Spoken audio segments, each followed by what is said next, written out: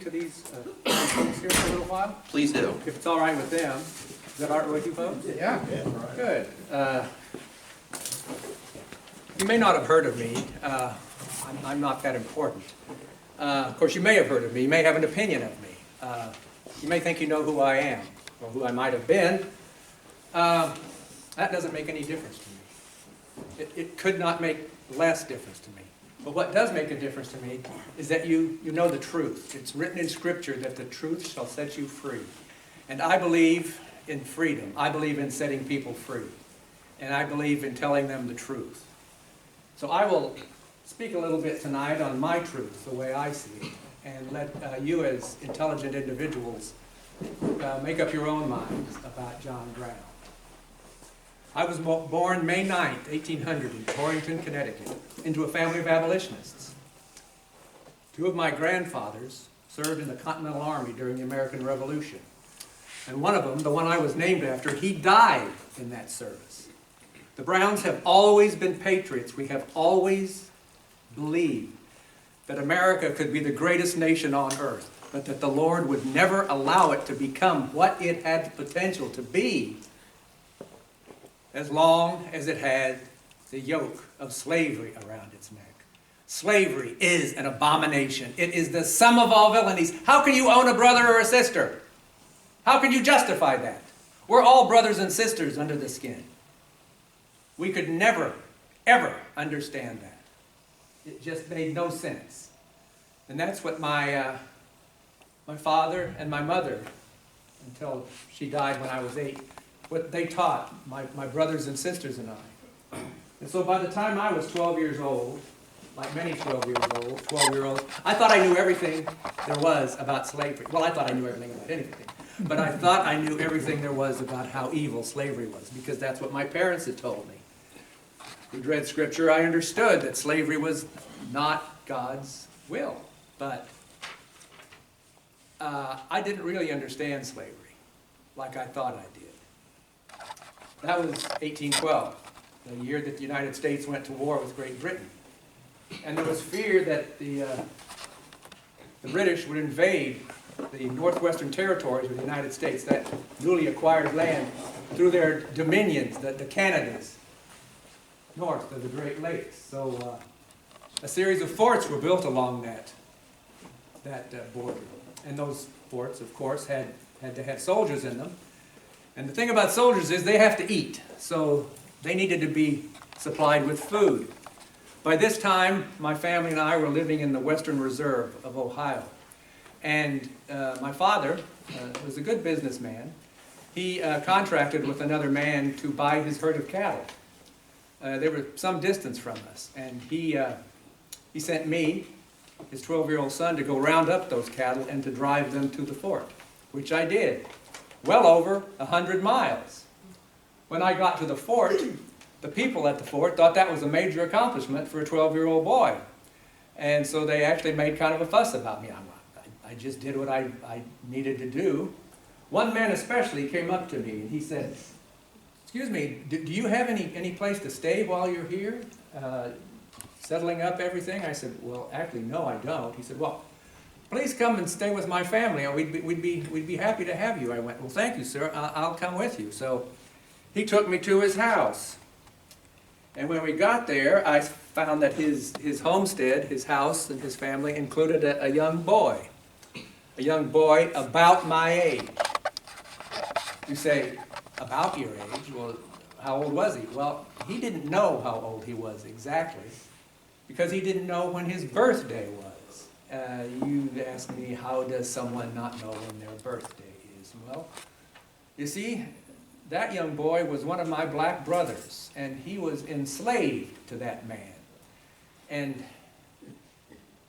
slave owners frequently they never cared how old their property was. As long as they could get work out of them, as long as they could, they'd say, "Well, I don't know how old my wagon is. I don't celebrate the birthday of my wagon every year. I don't care how old it is as long as I can get some work out of it before it's worn out.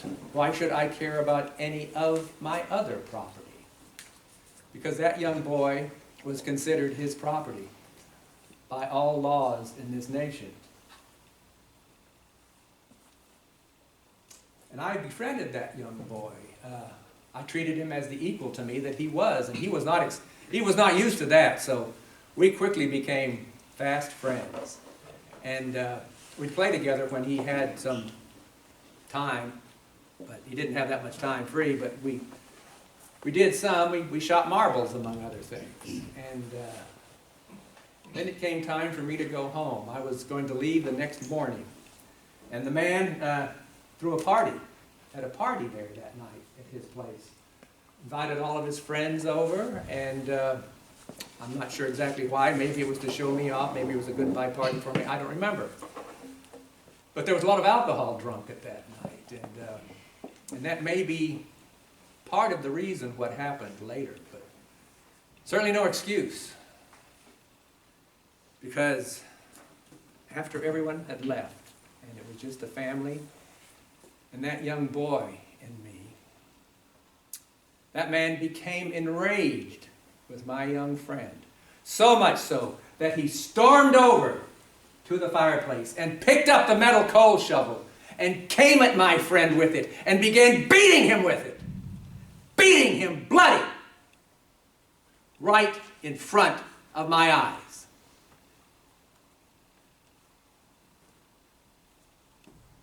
What was I to do? I was 12 years old. He was a full-grown man in the heat of anger. I couldn't stop him. Well, if I'd have had a pistol, I might have been able to stop him. But I didn't, so I couldn't. And what I did do, I stood there and I watched, and I learned a lesson. I learned a hard lesson about what slavery really meant. He did not kill my friend. Thank the Lord, he did not kill him. But he could have. And if he had, he would have broken no laws. Because that boy was considered to be his property, to do with as he saw fit. Anything he wanted to do, including kill him. And that would be legal.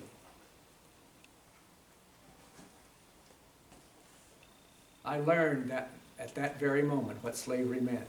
It meant that a slave did not own their own life. Somebody else did. Talk about an abomination.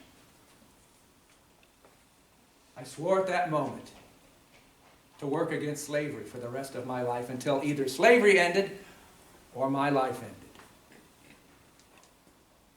Time passed. I grew up. In 1820, I married Diantha, and we began a family. Important year for the Brown family. Also an important year for the history of slavery. That was the year of the Missouri Compromise that allowed Missouri to come into the Union as a slave state and Maine to come into the Union as a free state, a balanced pair. Congress tried to keep states coming into the Union in pairs, one slave, one free, so Congress would not be one-sided or the other. That was their attempt. And there was a compromise to allow that to happen. And in that compromise, Missouri was allowed to be a slave state. But something else that was important. The southern boundary of Missouri was going to be the northern boundary of any new slave territory. That line of latitude would be stretched across the rest of the Louisiana Purchase as the northern boundary of slavery. Slavery could exist below that line, anywhere below that line, but above that line, no. No. And that was the law of the land for many years. Time passed. 1832, Diantha bore our 7th child, who was stillborn. 3 days later, Diantha died, leaving me bereft, widowed, with young children to take care of, and no one to help. I thought for a while that the Lord had abandoned me for some reason. What have I done, Lord? What have I done? But he didn't. He hadn't. Because he sent me Mary. Mary Day. We met, we courted, and the next year we married. And we began another family. Mary was a very good stepmother to Diantha's children, but we had children of our own. In my lifetime, I have fathered 20 children, but fewer than half of them will probably become adults, because it is a hard life. It is a very hard life. Incidents, accidents, illnesses. A child could be running seemingly happy and healthy in the backyard one day, and the next day lying in their coffin in the parlor. For sometimes it seemed like no reason whatsoever. A very hard life. But it was especially hard for the Browns, because we made no bones about the fact that we were abolitionists, and that we believed that all men and all women were brothers and sisters, and that when our brothers and sisters were freed from the bondage that they were in, simply because of the color of their skin, that they would join us in this nation as full citizens with full and equal rights. They would vote alongside us, and we would live alongside each other, and our children would go to school alongside each other as the equals that we all are. And we told everyone that's what we believed. And many people thought that was the ravings of a lunatic. White people and black people the same? No, no, no, no. They're inferior. The white race is much, much better than the black race. That's what we were told on I don't know how many occasions. But we knew better. We knew better. So old Brown got the reputation of being a rather odd man from the very beginning. Time continued to pass. Many things happened. People kept saying, well, slavery will eventually just end on its own. It will become something that isn't profitable anymore. But that wasn't what was happening. Slavery was gaining power, not losing power. And then came 1847. President Polk decided that we needed to have a war with Mexico. So we invaded Mexico and began taking territory. The Mexican-American War. 1848, we declared victory. Mexico surrendered. And vast territories out west were ceded from Mexico to the United States. Huge, tens of hundreds of thousands of acres suddenly added to the United States. How are we going to deal with slavery in that vast new territory? The Missouri Compromise was only through the Louisiana Purchase. Suddenly there was as much west of the Louisiana Purchase as there was east. Slavery in the territories became a major issue very quickly. The first thing that happened was California wanted to come into the Union. Gold had been discovered there in 1849. 1850, they wanted to come into the Union. Everyone wanted California in the Union. But how were we going to do it? Originally, Congress said, well, we'll split them in half. We'll have a Northern California, which will be a free state, and a Southern California, which will be a slave state. That's how we'll do it. And California said, oh no, that's not how you're going to do it. We're going to come into the Union as one state, and we will be a free state. We do not want slavery in California. Don't think they were altruistic. They didn't want any black people in California at all. And a slave is black. They wanted no slaves. They wanted no black people. A good thing for the wrong reason. And they joined the Union. But not until after the Compromise of 1850 that allowed the pro-slavery senators and congressmen to accept the fact that there would not be a balancing pro-slavery state.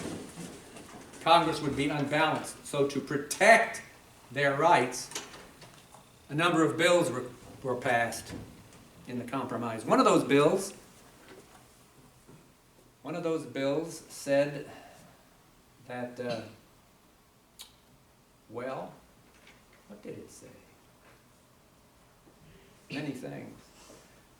It did something that had been waiting for a long time on the wish list of the pro-slavery Congress. The Fugitive Slave Act of 1793, they said was not effective. They complained. They said, our slaves leave, they escape to the north, and the northerners don't have to bring them back. This law has no teeth in it whatsoever. And they complained and they complained and they complained.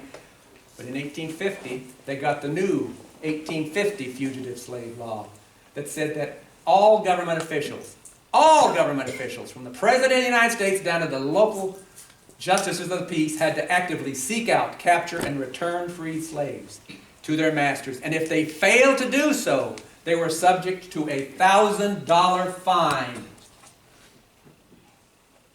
$1,000 is a lot of money. In 1850, it took a working man 2 years to earn $1,000. That was a lot of money. But it was more than that.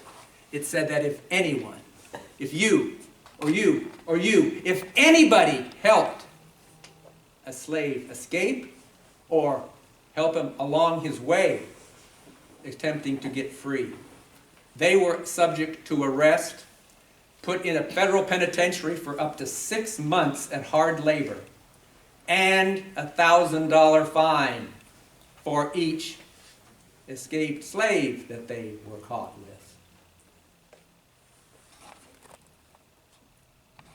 People on the Underground Railroad, those station masters, those conductors, that's what they were risking.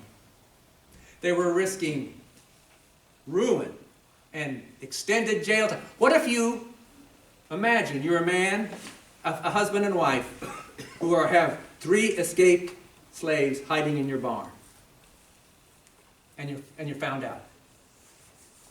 Think what that would mean to them. Calculate what that would mean to them. But they would do it. The Underground Railroad.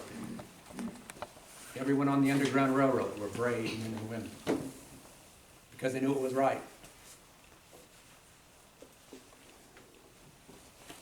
Time passed. 4 years later, something happened that the abolitionists who had been riled up by what was going on because of the Fugitive Slave Act, they'd said, well, we've always thought that we could get rid of slavery by just telling people how bad it was, over and over and over again. We figured we'd have pamphlets, we'd publish newspapers, we'd have lectures, and if the people would hear about how evil slavery was for enough time, they would suddenly realize it and they'd end slavery. But that wasn't working. Slavery was not getting weaker. It was suddenly as powerful as it had ever been and was only getting more powerful.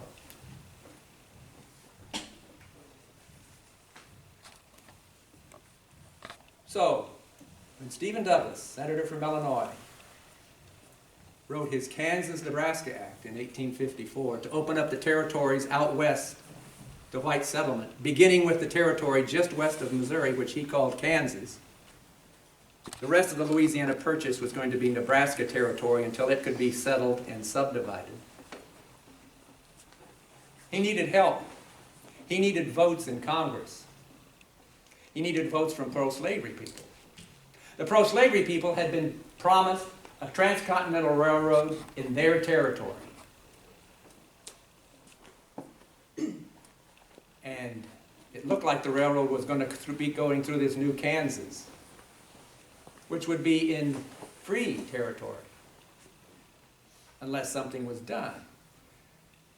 And what was done was that something was written into the law called popular sovereignty, which meant that the people of those territories could vote on whether whether that territory would become a free state or a slave state when it came into the Union. It didn't matter where they were anymore. The Missouri Compromise would be completely thrown out the window. Any new territory could become a slave state simply by a vote of who got there the quickest with the most people. And that was going to start in Kansas. Nobody expected any trouble. People were not paying attention to what the country was. Because even before the bill was passed and signed into law, things began moving. Pro-slavery men decided, we're going to go into Kansas as soon as we can. Free state settlers were determined back east.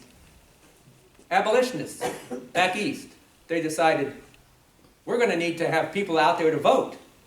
So as soon as the bill is passed, as soon as white settlers are allowed in the territory, we're going to send men and supplies.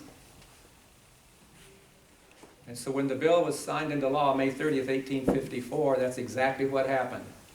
Men on both sides of the issue flocked to Kansas. Thousands of them on both sides of the issue. Having people with those opinions, very strong opinions, literally sometimes living right next door to each other, trouble started very quickly. That trouble quickly turned to violence. That violence quickly turned to bloodshed. So much so that Kansas was soon being referred to as Bleeding Kansas. And most of that blood early on was from Free State men. Because you see, many of the Free Staters came out here expecting a legal, lawful event. We're going to have votes. Everything's going to be done legally, lawfully, like it is back east. Many of them didn't even bring weapons. The pro-slavers, on the other hand, how did they get to Kansas? They said, those foreigners, those Eastern foreigners, they have no right here. We live here, they don't. How do those foreigners get to Kansas? They get on a train, and they go as far as the train goes. And then they get on a steamboat, and they go as far as the steamboat can go. And then they get on wagons, and then they come to Kansas. It takes them weeks to get out here. How do we get to Kansas? We step across an imaginary line on the ground. We have every right for Kansas to be a slave state, and we will make it a slave state however and whenever necessary. So there was a lot of bloodshed. A lot of bloodshed.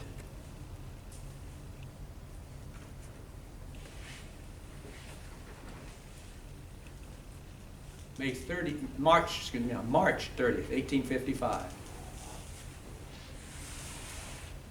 The territorial legislature election was being held. That legislature would write the laws and the Constitution for the new state of Kansas.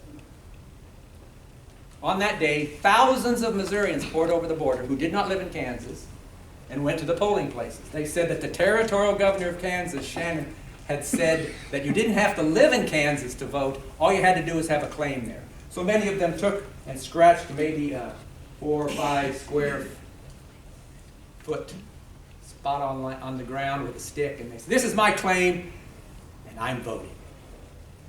And they vote. Many times not letting the free state settlers who legally live there vote. And some of those pro-slavers, after they voted once, they liked it so much they went to the next precinct and did the same thing again. When all the votes were counted, out of the approximately 2,700 legal residents of the territory, over 6,000 votes were cast. Free state people cried foul. They said, this is a bogus election. The government did a few things that it said, well, we'll have a re-election in a couple of precincts, which they did. But eventually, they determined that no, the original one will stand. The vote is legal. And the federal government agreed. Yes, that was a legal election. So those men, almost exclusively pro-slavery men who were elected, even though there were more free state men in the territory at the time, were allowed to form a legislature. 2 free state men were elected out of about 30. One of them refused to attend the meetings in protest to the way the election was done. The other one, the only free state legislature to show up on that first day, he was convinced that he probably would live a whole lot longer if he didn't come to the second day. And he didn't. So that bogus legislature began enacting laws to make Kansas a slave territory, eventually a slave state. They wrote that it was a capital offense to allow a slave to escape, or to help a slave escape. You could be executed for that. And you could also not print in your newspaper that slavery should not be in Kansas. Do you understand what I said? You could not print in your newspaper your opinion that slavery should not be in Kansas. First Amendment? Have you heard of that? They hadn't, apparently, on the bogus legislature. So for a long time, it was very dicey here. But some brave newspaper men, John Spear, he actually put in his newspaper on the front page in big type exactly the wording that they were not allowed to use. He defied the law.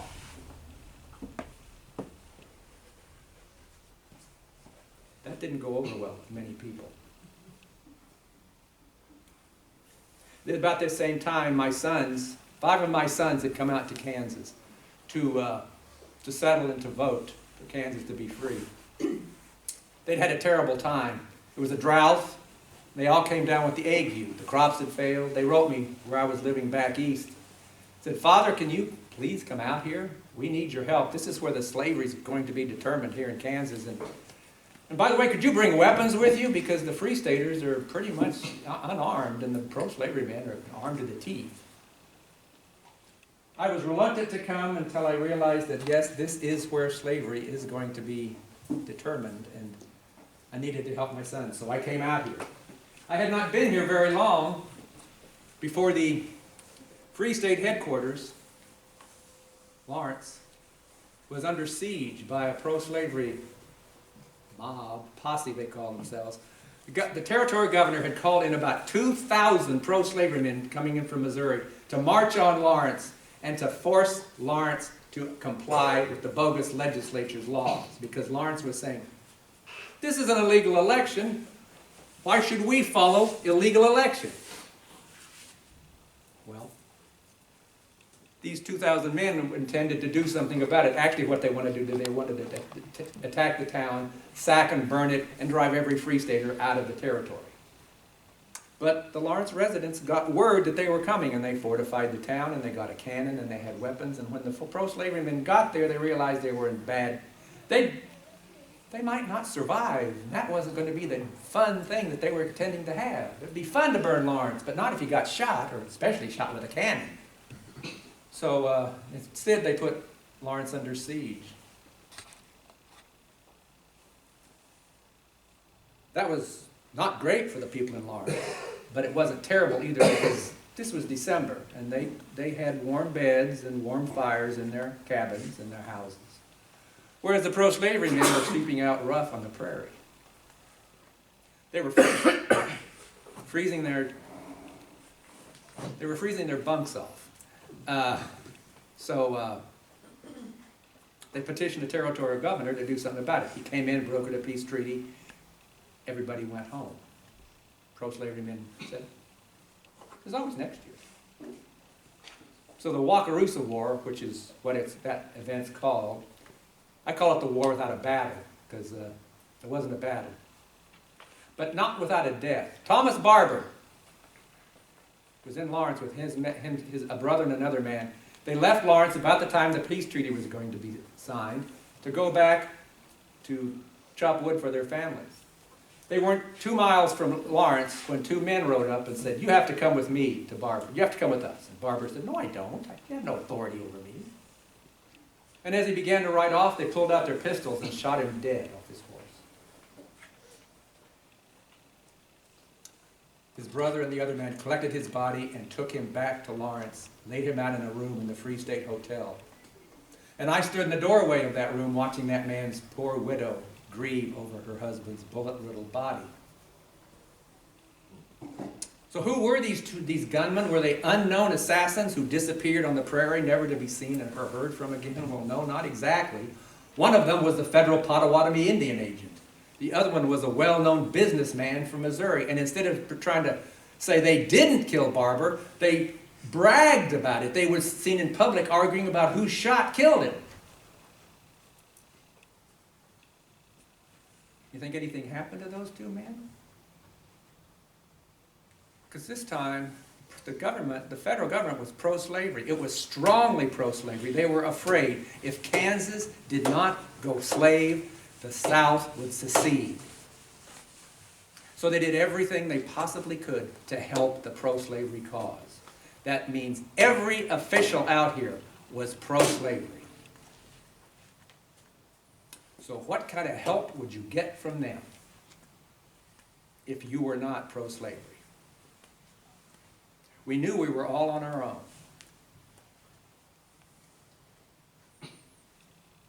In January of '56, there was an altercation of two militias in Leavenworth, one a pro-slavery, one free.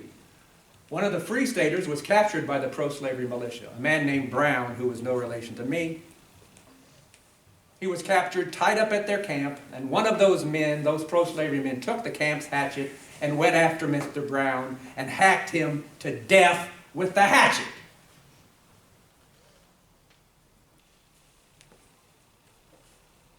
You think anything happened to him? The same thing happened to him that happened to those two men who killed Barber. Nothing. Absolutely nothing. It was very apparent to all of us that there was an open season on Free Staters, and we had two choices to make. One choice, two options, excuse me. We could leave Kansas to become a slave state and go back someplace where it would be safe, and allow all of our black brothers and sisters to become in bondage in Kansas. Or we could stay. And if we stayed, we'd have to fight. And we chose to fight.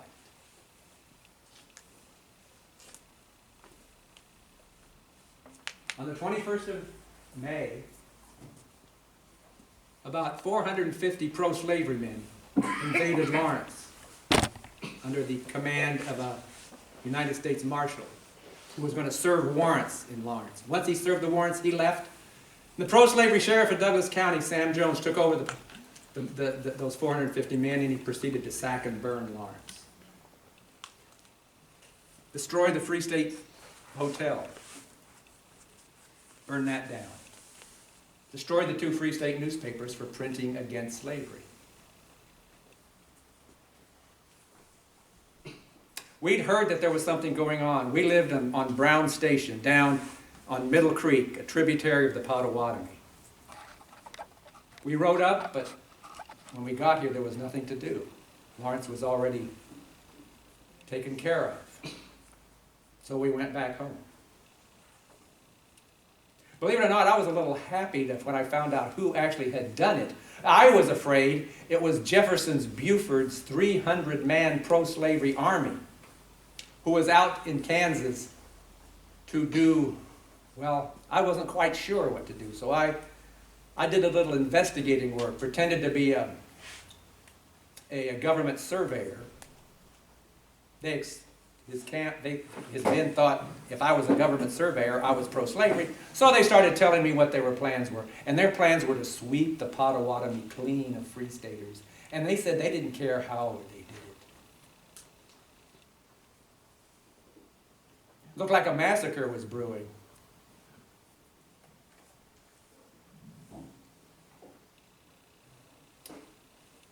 On the night of the 24th and 25th of May,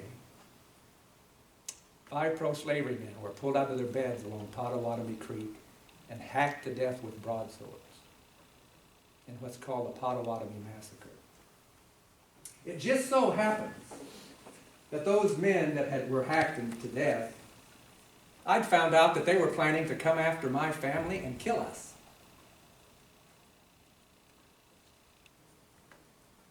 So it was very fortunate that someone killed those 5 men. I've never admitted that I was there, and I've never denied that I was there. But I will tell you, something had to be done that day. Those pro-slavery men thought they could kill my family with impunity because what help could we get? The pro-slavery government would not help us. They did not know we had the grit to do things that we needed to do. The widow of one of the men described the leader as someone that looked like me, so my name became associated with it anyway. But I tell you, something had to be done to show those pro-slavery men that they could not kill Free State men without consequences. Actions have consequences. And bloody actions can have bloody consequences. I'm a peaceful man, but when someone goes after my family,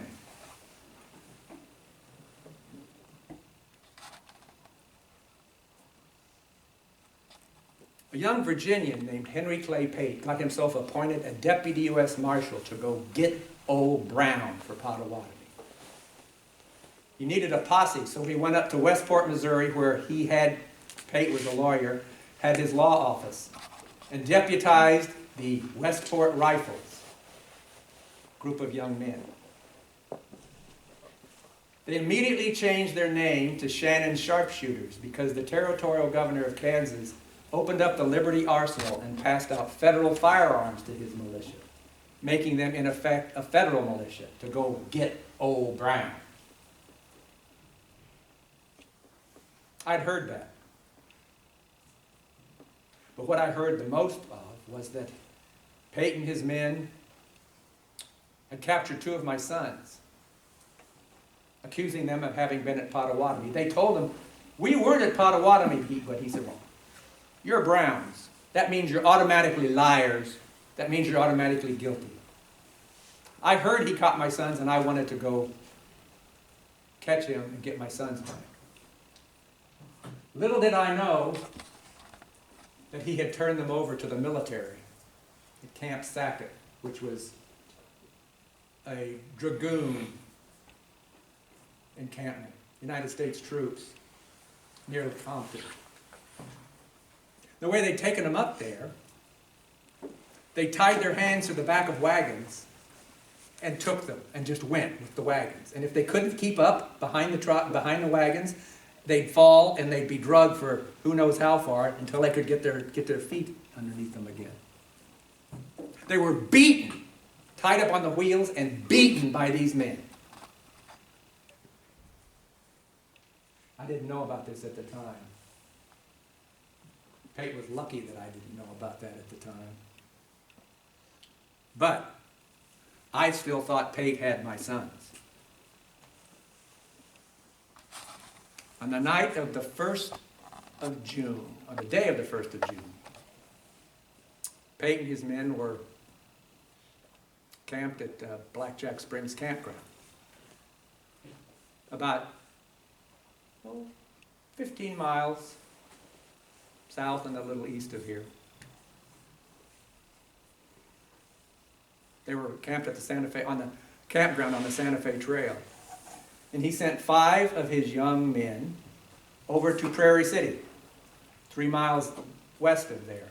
Sleepy little town on the Santa Fe Trail, to do what they'd been doing, which was marauding around, trying to drive Free Staters out, burn their crops, steal everything they could. Well, they got to Prairie City, and they found out that they might be in trouble because it wasn't a sleepy little town that morning. It was a Sunday. And instead of being a sleepy Sunday morning town, it was full of people because one of the churches was having a revival. And all those people were Free State people. So those boys thought, well, we might need to do something pretty quick. And then when about 25 armed men poured out of one of the churches and headed right for them, they tried to run. 3 of them got away. 2 of them got away, that's right. And 3 of them did not. Those 25 men were the total of 2 militias, one led by Samuel Shore, one led by me. We set them down, those 3 boys, and we questioned them. Who are you? What are you doing here?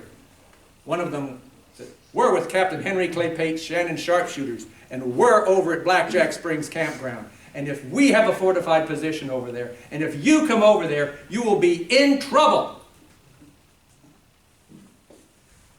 Regardless, some of my young men they wanted to go right then and catch those 2 boys that had escaped and go ahead and attack Pate right then. And I said, no! It is broad daylight. I've studied enough military tactics and doctrine to know you do not attack a fortified position like he has over there unless you have at least 2-to-1 superiority, and they outnumber us. If we go over there now, we will be massacred.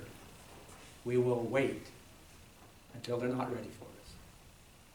So we spent the rest of that Sunday, June 1st, Sam Shore and I making plans. And when it got dark, we started moving the 3 miles between Prairie City and Blackjack Springs. Over undulating ground, prairie, little creeks and draws. We stayed off of the Santa Fe Road because we figured it was probably being watched, so we went across open prairie at night. Dark night, because that was the night of the new moon. The new moon rises at dawn and casts no light. All we had was starlight. And we had to be careful that we didn't break our horses' legs or our legs, so it took us a whole lot longer than I expected it to. I wanted to be there as quickly as possible. See, we didn't carry a lantern either, because the last thing you do if you're crossing an open prairie at night, trying to sneak up on somebody, is to carry a light, because you can see it for 10 miles. So it was dark. I wanted to be there before first light, surround Pate's camp, and as soon as you could see, take them. But that's not how it worked out. And it was already getting light as we approached Pate's camp. Much too light.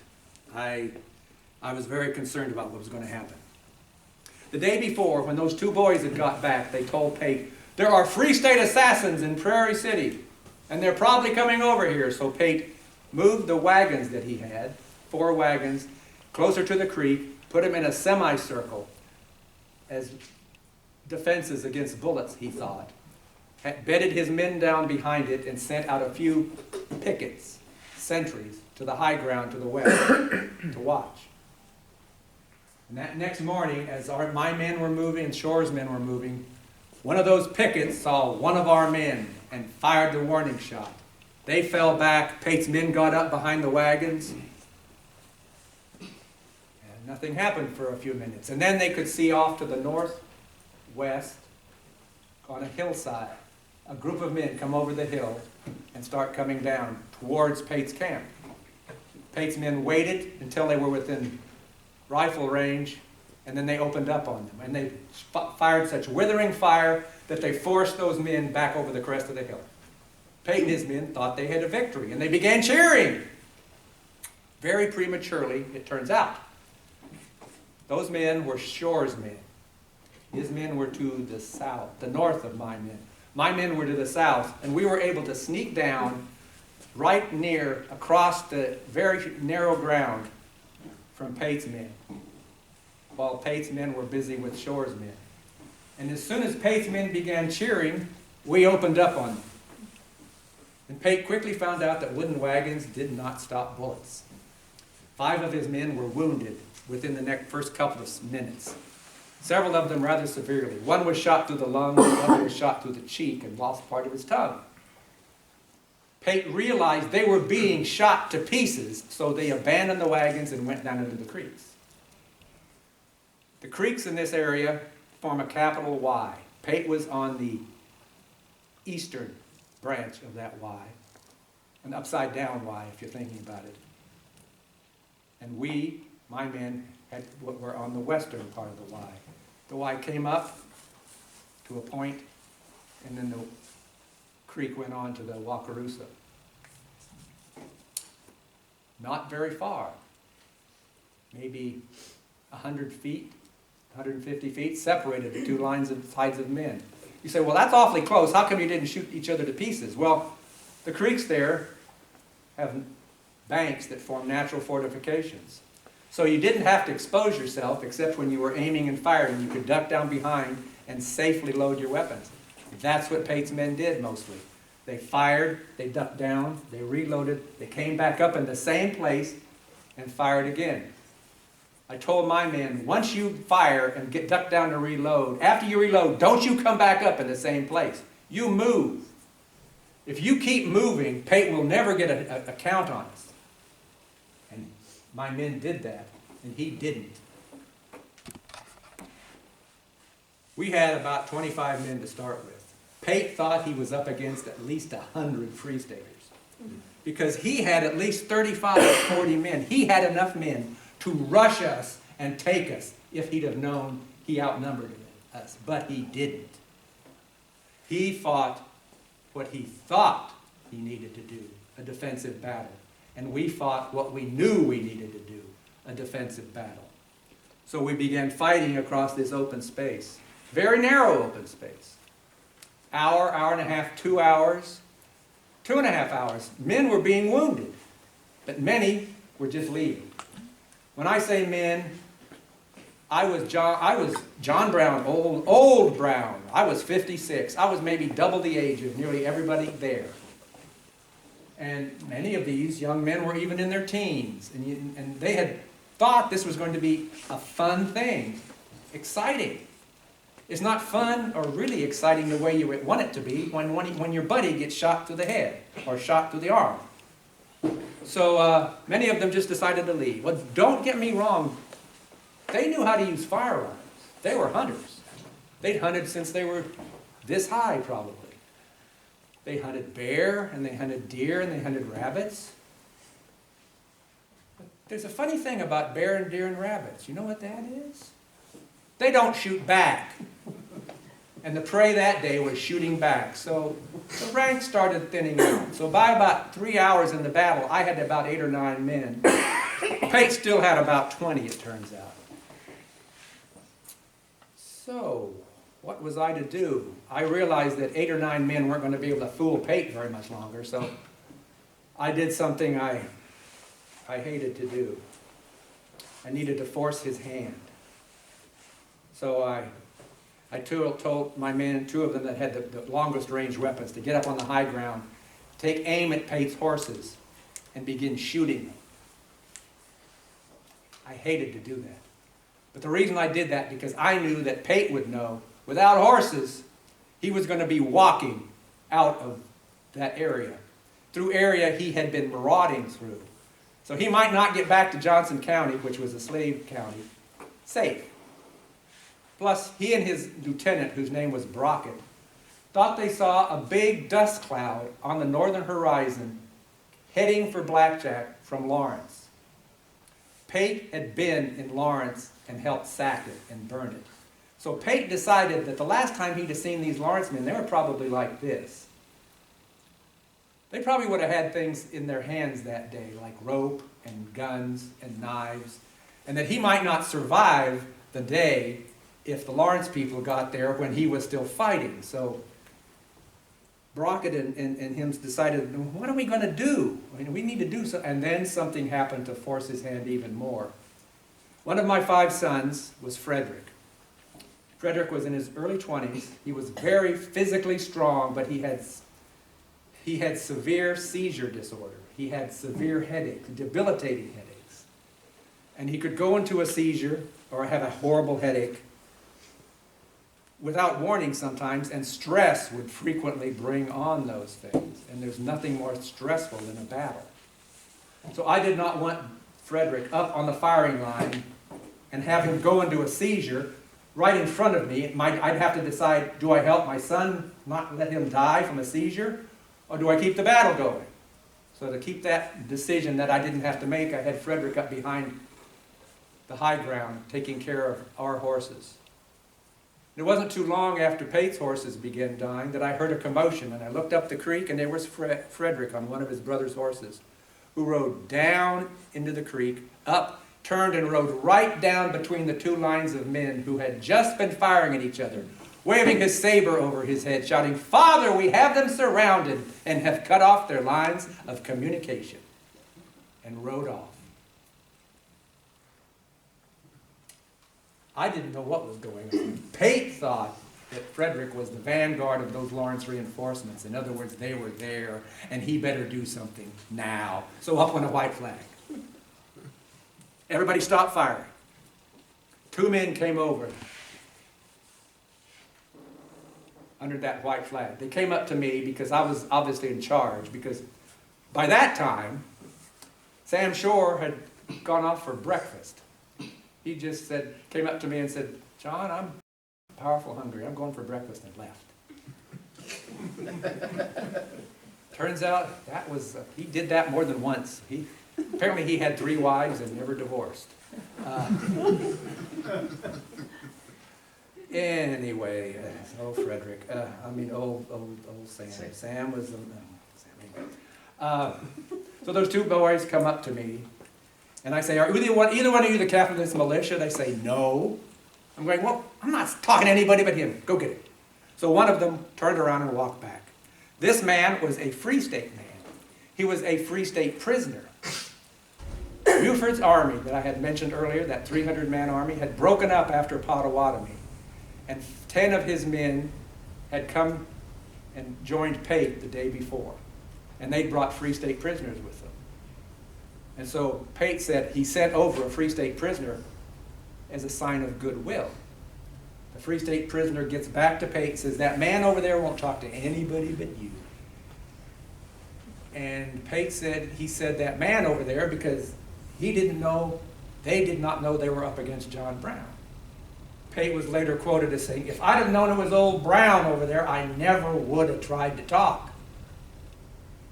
But he really didn't try to talk, because as soon as he heard that, he came storming over to me, practically stuck his finger up my nose and said, "I am a deputy U.S. Marshal, and I have a warrant here for the arrest of certain persons," meaning me, the man he was standing in front of.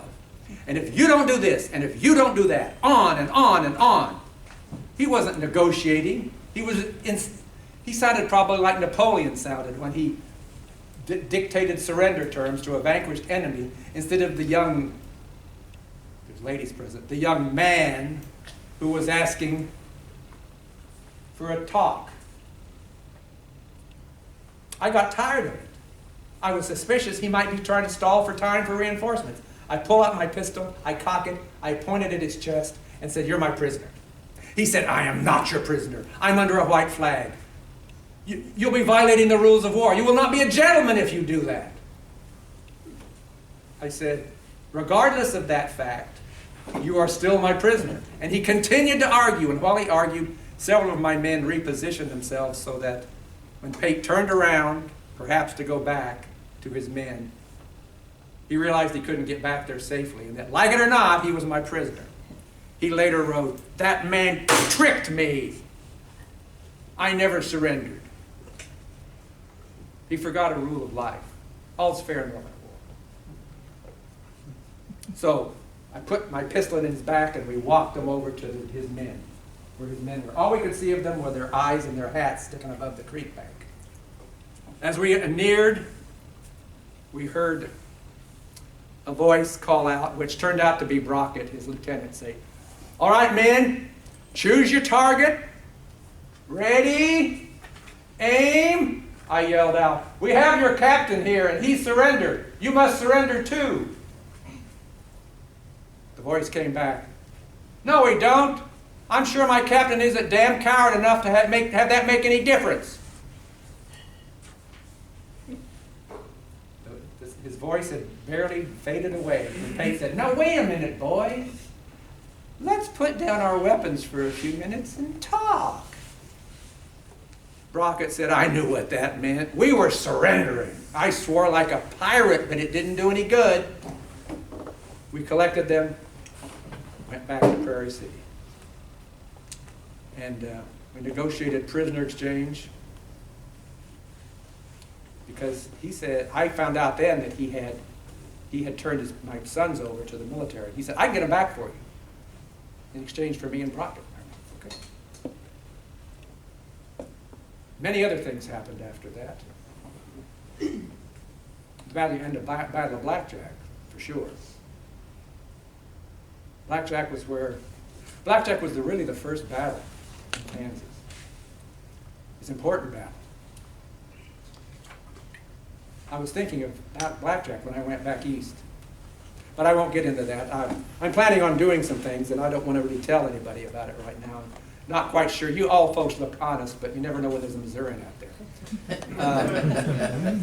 So I'm not going to say it. If you can come up to me and you can prove you're a really good Free State man and or lady, I will. We can talk about maybe helping me out. But up until that time, I'll turn you back over to Mr. Terwilliger here, and thank you for listening.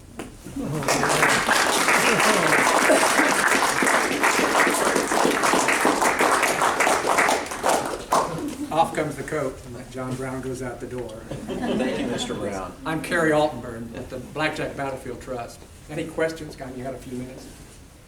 Any questions for John Brown or me? Well, I must have done a wonderful job, or I bored you to death. Everybody's out there. Well, thank you for letting me talk. You did a wonderful job. Thank you.